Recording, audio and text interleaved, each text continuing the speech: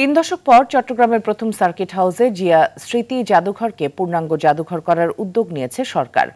এতে স্বাধীনতার ঘোষক শহীদ প্রেসিডেন্ট জিয়াউর রহমানের জীবনী ও রাষ্ট্র পরিচালনায় অবদান তুলে ধরা হবে জানান সংস্কৃতি বিষয়ক উপদেষ্টা মোস্তফা সরোয়ার ফারুকী। মিউজিয়ামটি শহীদ জিয়াকে তরুণ প্রজন্মের কাছে পরিচয় করিয়ে দিতে কার্যকর ভূমিকা রাখবে বলে আশা তার।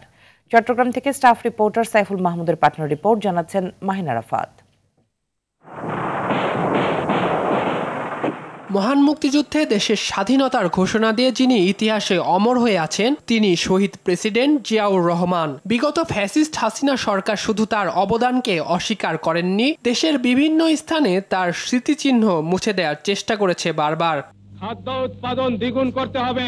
প্রেসিডেন্ট হওয়ার পর জিয়া খুব সাধারণ জীবনযাপন করতেন। 1981 সালের 30 মে ভোররাতে চট্টগ্রাম সার্কিট হাউসে অবস্থানকালে সেনাবাহিনীর কতিপয় বিপদগামী সদস্যের হাতে শাহাদত বরণ করেন তিনি। সেই ঘটনার প্রত্যক্ষদর্শী তৎকালীন চট্টগ্রাম মহানগর যুবদলের সভাপতি মোহাম্মদ ইকরামুল করিম অভিযোগ করেন, প্রেসিডেন্ট জিয়া হত্যার ঘটনা লুকানোর চেষ্টা করা হয় তখন। 8টা সাড়ে 8টার সময় সকালবেলা গেট পর্যন্ত যেতে পারছি, সেখানে তারা দুজন আমাদেরকে বাধা দিয়ে বললেন আপনারা ভিতরে যাবেন না, কিছু একটা হয়েছে আমরা জানি না, আপনারা মিছিল বের করেন। ওরা তখন রেডিও স্টেশন ক্যাপচার করছে এবং ওরা অ্যানাউন্সমেন্ট দিচ্ছে জিয়া রহমান সাহেবকে মারা হয়েছে।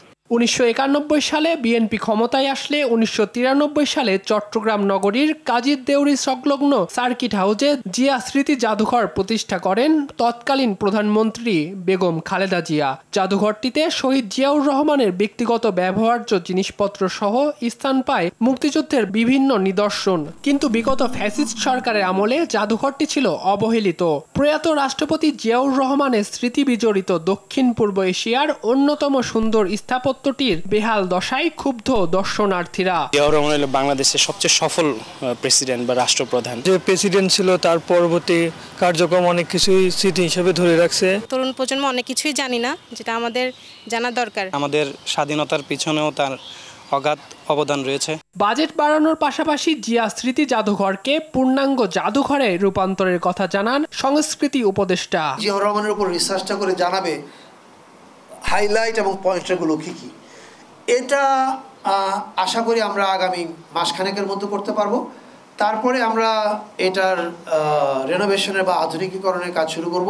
মুক্তিযুদ্ধ ও রাষ্ট্র পরিচালনায় বহুদলীয় গণতন্ত্রের প্রতিষ্ঠাতা জিয়াউর রহমানের অবদান তরুণ প্রজন্মের কাছে তুলে ধরতে জিয়া স্মৃতি জাদুঘরটি গুরুত্বপূর্ণ ভূমিকা রাখবে বলে জানান উপদেষ্টা মোস্তফা সরোয়ার ফারুকী।